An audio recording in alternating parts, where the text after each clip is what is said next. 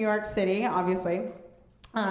In May, thank you for giving one clap. You're like, why? Yes. No, I love it. I love New York City. You know, it's so much more down to earth than LA. LA is really intense. There's like, everybody's perfect and like, there's a lot of pressure, you know? I mean, it's so indicative just of like trash day. I've noticed a distinct difference. In LA, there's like a purple trash can and a black trash can and a green trash can and an orange trash can, and the cardboard goes in one and compost goes in another, and you have to keep the lid tight, and if the garbage ever leaks over the lid, they won't actually take the trash, and everything's made out of fucking hemp and tampon strings. It's a lot of pressure. In New York City, they're like, fuck it. They just throw a big pile of trash on the street. They're like, who cares? Like, it's my kind of city. I don't love the fact that my bathtub's in my kitchen, but, you know, what can you do? You compromise, right? Oh, my God. I'm glad I don't have to drive anymore. I mean, I did bring my car here. People think that's insane, but it's because I live in Jersey. It's true. I couldn't afford to live in Manhattan, right? You guys are probably shocked that I don't make a hugely lucrative income being a comic. It's fine. Yeah, so I shipped my car out here. I wasn't going to do it, but I thought, you know, why not? I just recently bought the car, you know. It was new, well, new to me. They made me, I don't have really great credit, so they made me put like $4,000 down on a $5,200 car. I was like, what else is there left to finance? The bumper? I'm taking this fucker with me to Jersey. Shit. So, Gay Pride is this weekend. Is anybody excited? Yeah, I'm super stoked because my boyfriend's name is Janet. It's gonna be fun, right, baby? She's sitting right there. I had to put your shit on blast. I'm sorry. She's the cute one in the center.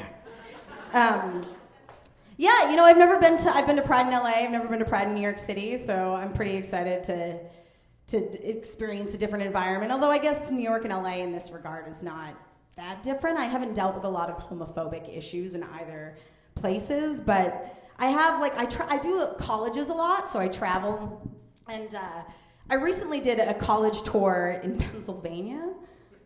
Oh no, I got booked at the University of Pittsburgh Titusville, population 240, where I'm a fucking celebrity. It's ridiculous. Yay, I've made it. But so I pull up into like Titusville. They still have like Mitt Romney signs in the student union. Like, it's frightening. It's totally frightening. But I get there and I'm like, did you guys watch my reel? Because I'm like super gay and you may shoot me.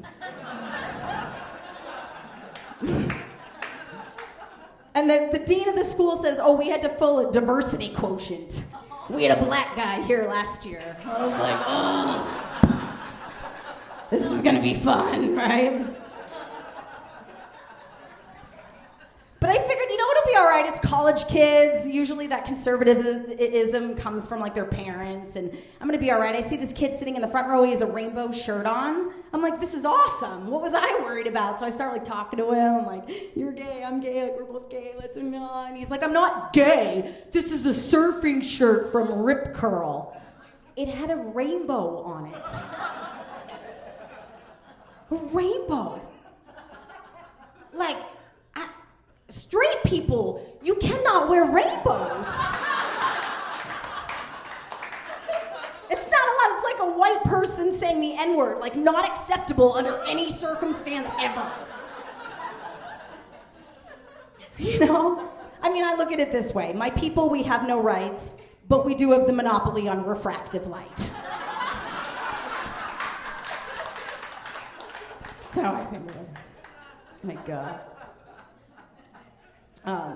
It's funny, people respond bizarrely to my sexuality.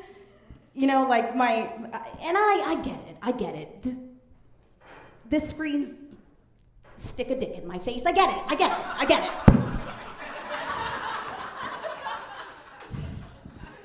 Or like if I say that I think a guy is really attractive, people are like, that's so weird. I thought you were a lesbian. I'm like, yeah, I am a lesbian. I don't have holograms over my eyes that make men look all fucking distorted, you know? Like, what is that? And sometimes I don't actually want my sexuality to be like spectacle. I don't want it to be the next topic of conversation. You know, like if a straight couple can be like, me and my girlfriend went to the store to buy milk or whatever, I should be able to be like, me and my girlfriend went to the store to buy soy milk or whatever. But I'm not allowed that. I'm not allowed that. What I get is, oh wait, like your girlfriend? Oh, your girlfriend? I never would have thought you were a lesbian. When did you know? I'm like, I just want to go to the store. I don't really want to tell you my whole coming out story. I just need some potato chips. Like, that would never happen in the straight world, ever, you know? Can you imagine if I came up to you and I was like, sir, is that your girlfriend? Shut up! Like, your girlfriend? I would have never thought you were straight. When did you know? So weird. Or straight women. You guys have to stop apologizing to me for being straight. It's okay. You ask me, are you a lesbian? I'm like, yeah, I'm a lesbian. Are you a lesbian again? No, I'm not. I'm sorry, but I totally think it's a wonderful thing, and I'm so glad you can get married. It's like, relax. It's okay. I mean, I don't want to have to, like, see it. I'll be tolerant. I find that even doctors don't get it because I just recently turned 30 years old. So I'm like of a reproductive age, so my doctors like start asking me all these questions, and they're like, Miss Santos, are you sexually active? I'm like, yeah, do you use protection? I'm like, no. They're like, do you use, birth control? Nothing. I'm like, no. Well, you could be pregnant. Nope. Couldn't be pregnant. He's like, really? I'm pretty sure that you could be pregnant. I'm like, unless I'm having the next Jesus, there's no fucking way that I'm pregnant.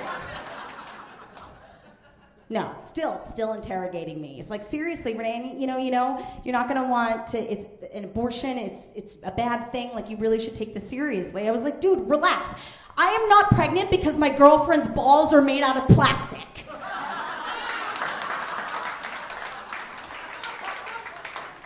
Jesus. They don't get it. And sometimes, like, straight men, they say weird shit to me.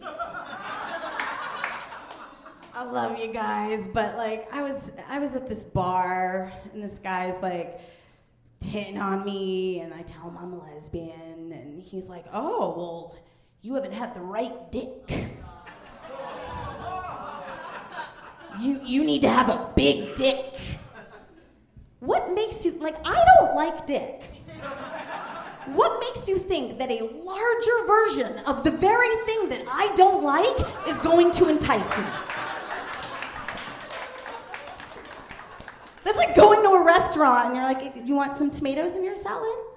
Oh, you don't like tomatoes? Well, how about this big fucking tomato, huh? I fucking like tomatoes. God.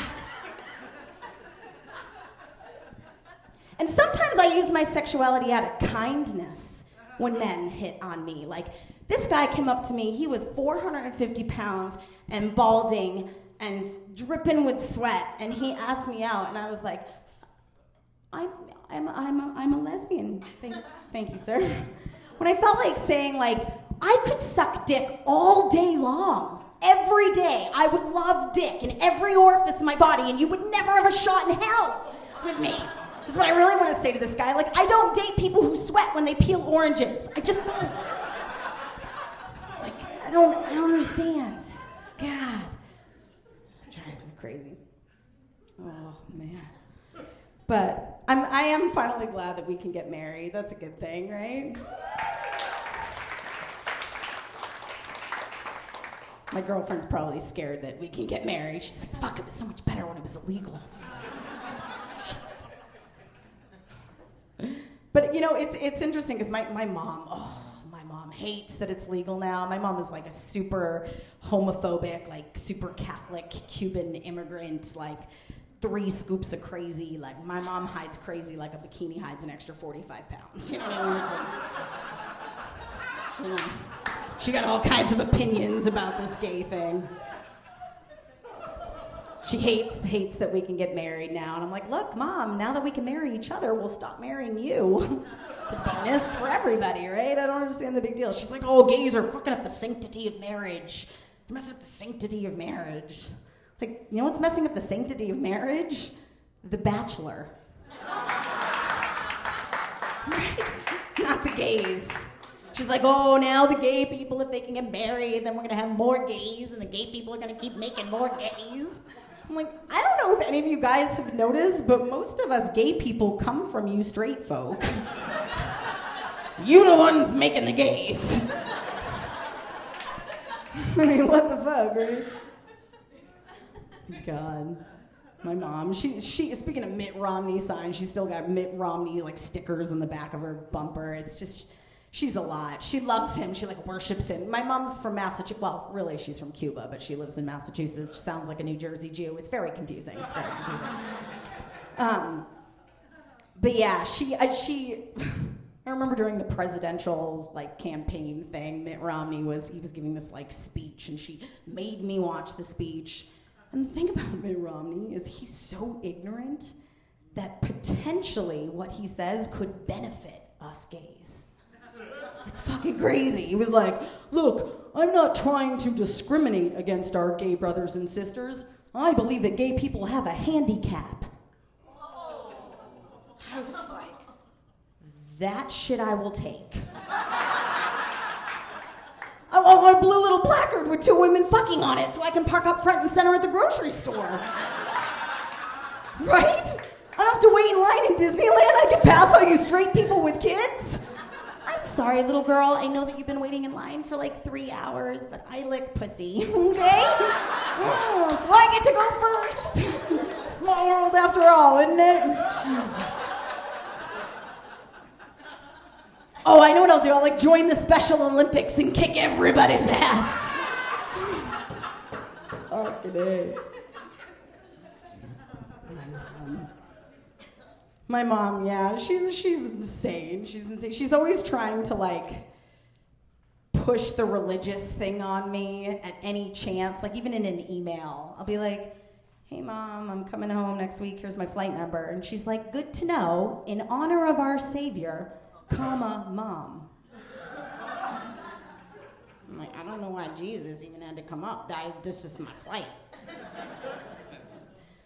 Like Bible verses at the end of every like card or voicemail. It's freaking ridiculous. I don't even think my mom's read the Bible. Like I don't think most Christians have read the Bible.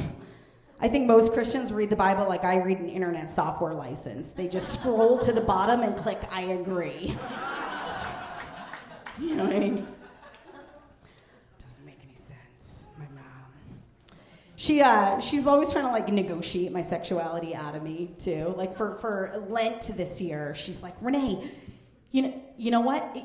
You've given up gluten. You've given up sugar before. You know, why don't you give up your sexuality? It's like 40 days. You can do anything for 40 days, Renee. I'm like, Mom, you know what you should give up for Lent? Hope.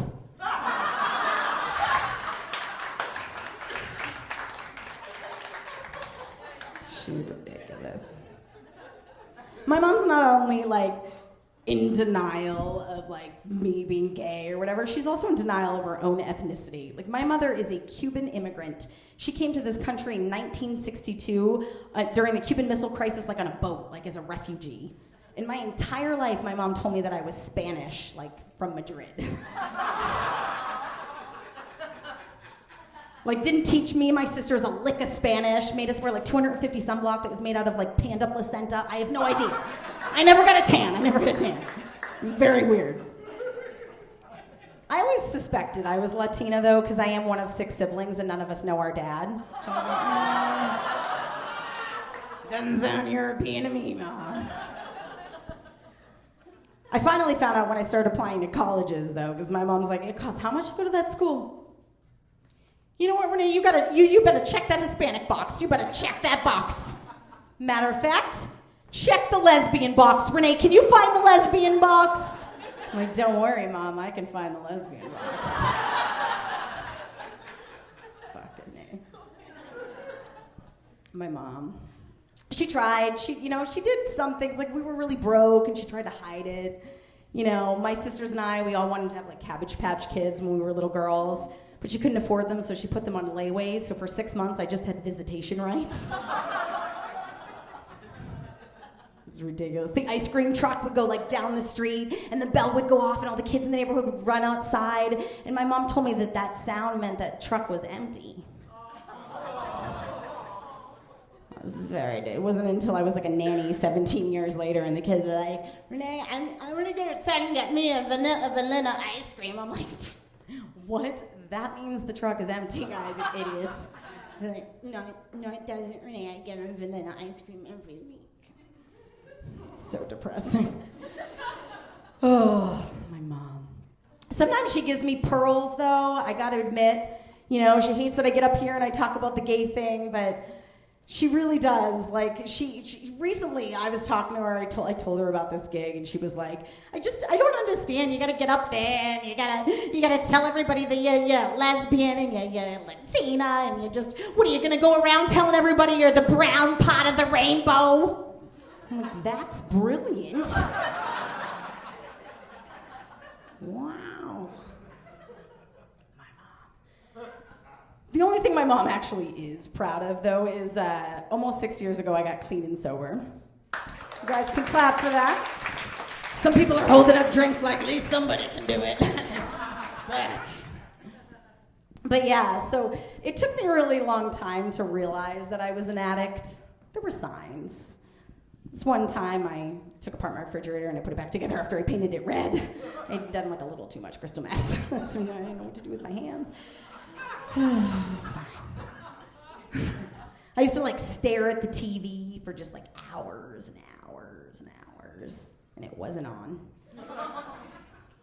This one time I went to downtown LA to score an 8-ball, and I came back 5 months later. I was like, oh shit, I got distracted. My bad, I don't have a job. It's fine. I don't know what happened. But finally, I went to rehab. And when I got to rehab, they called me Centrum because I took every drug from A to Z. It's true. I didn't have a drug of choice, But they hated that there. They're like, you have to have a drug of choice. Everybody has a drug of choice, Renee. What's your drug of choice? I'm like, fuck, I don't know. Yours, more, and free. Really? I did have an affinity for pills, I'm not gonna lie.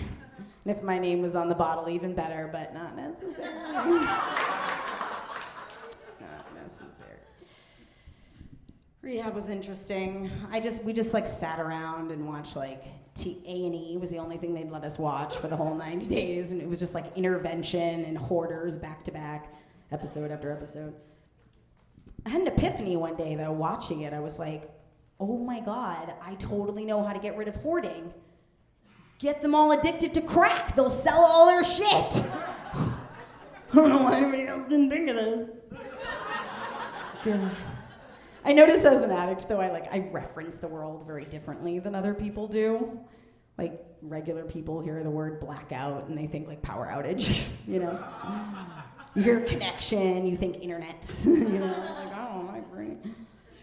This one time, I was recently at the airport and I heard, like, this couple, this woman had maybe had her wisdom teeth removed or something like that, and she turns to her husband and she says, oh, shit, honey, I forgot my Vicodin. I was like, I would never forget my Vicodin. I would forget my boarding pass. I would forget my underwear, but my Vicodin would have been the first shit in the back. I would have counted all the pills. Like, what? I don't understand. But my favorite part about being an addict is I do have so many like wonderful, supportive people in my life. And I have this really good friend, Mike, and he took me out for my anniversary last year, and he orders a virgin pina colada. But he turns to me and he's like, Renee, I want you to know that like I totally respect your sobriety, but wait, is this a trigger for you because it looks like alcohol? I I was like, well, water looks like vodka. I don't freak out in the shower. Can you imagine? I'm in the shower like, oh my God, you gotta turn this shit off. I'm getting to shakes. I go to like Starbucks, and I'm like, barista, you can't put sugar in that coffee because then I'm gonna start stealing shit and it's not gonna be good. It's not gonna be good for anybody. Oh my God. I don't know why I just got distracted by the guy. Oh, good. Drink. Yeah, I'm freaking wasted up here. Yeah, give people tabs. This is the great thing. Although when I go to a comedy club and I have 2 drink minimums, they still make me get 2 waters or 2 club sodas. I'm like, what the fuck? It's not fair if you don't drink. Anyways.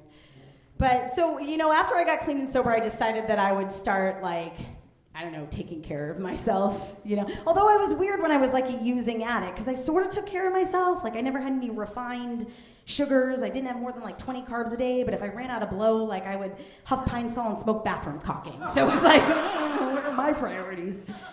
I used to run marathons with take a bunch of Vicodin, so I had no fucking pain threshold, and I ran a 4-minute mile. I was crazy. I was like, oh, I'm not an addict. Addicts are missing teeth.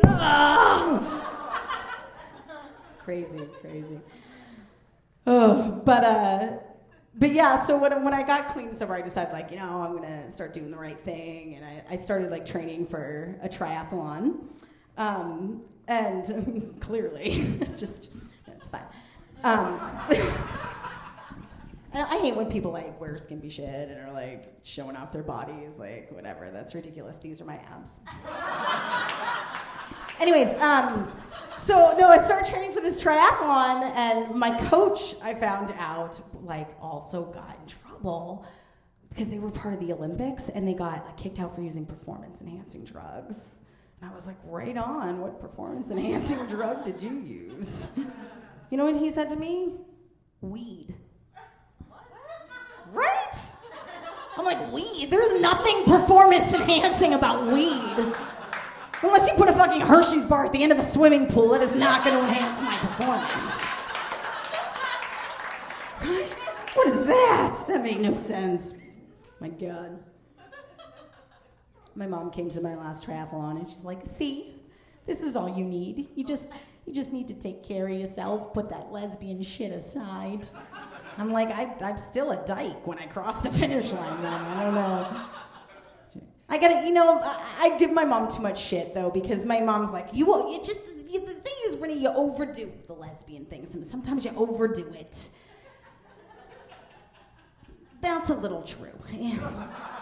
Sometimes, I had this one experience recently where when I was living in LA, my sister Terry, who's actually a lawyer here in Manhattan, she came to visit me, and she writes bylaws for internet companies. So it basically the prenups for businesses. And so she had this big meeting in LA, and she had to meet with Bing and Google and Facebook and all these crazy people. And my sister's in my apartment, and she's making phone calls to reserve a conference room. And I get all upset about this because I'm like, why are you going somewhere else, Terry? Why don't you just have your conference call here? And she's like, well, I need a professional environment. I'm like, professional environment. Now, I get very defensive because my sister's in her 30s and I'm in my 30s and we both professionals, but she's a lawyer and she has a house and a 401k, and I do fart jokes for a living, so I'm very self-conscious about this, and I try to over-defend my circumstance. And I'm like, you don't need a conference room. I have Wi-Fi here. I have a 2-bedroom apartment. My roommate's out of town. I'll make wine and cheese. It'll be a beautiful situation. You don't even have to worry. You can have your freaking meeting right here. I do not think this all the way through. So all of a sudden there's the head of Bing and Facebook and Mark Zuckerberg is sitting in my living room, and I'm like, holy shit. They have to do this conference call in Europe or something, so everybody has to get on their laptops, and so I was sitting around the table, and my sister turns to me and she's like, she turns to the guys first, and she's like, we're all gonna hop on the Wi-Fi network, and she turns to me and she says, Renee, what's your Wi-Fi? You mean you gotta announce it to the whole room? Or... She's like, Renee, I'm having a meeting. What's your Wi-Fi network? I was like, it's a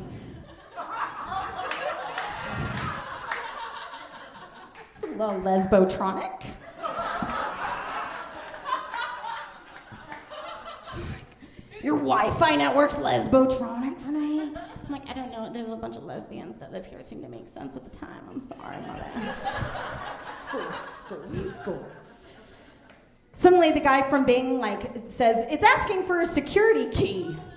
I'm like, no, actually the dots should, you know when the dots just come up and you don't have to type anything in? You shouldn't actually have to type anything in, Terry, I'm pretty sure. She's like, Renee, come on, what is your Wi-Fi password? I'm like, it's carpet muncher. The guy from Bing's like, how do you spell that, Renee? How do you spell that? All right, my light's getting up there. It's time for me to start to wrap it up. But my God, don't you wish you could get the light in like regular conversations with people that you didn't want to talk to? It'd be fucking amazing. That's my time. I'm out of here, right? So I figured, you know, when Samantha booked me for this show, she was like, oh, I kind of want it to be like your introduction to the New York scene and like, you know, whatever you think you need. So I was like, well, in the Broadway capital of the world, I should probably end my set with a song. Yes. Wait for it.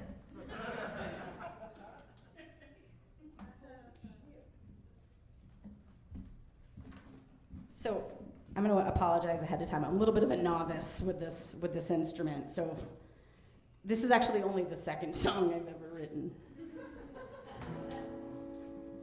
In fact, oh, what the fuck. You guys want to step into the first song I ever wrote? Yeah. The first song I ever wrote is called Wait, Wait. It goes a little something like this. Wait. Wait.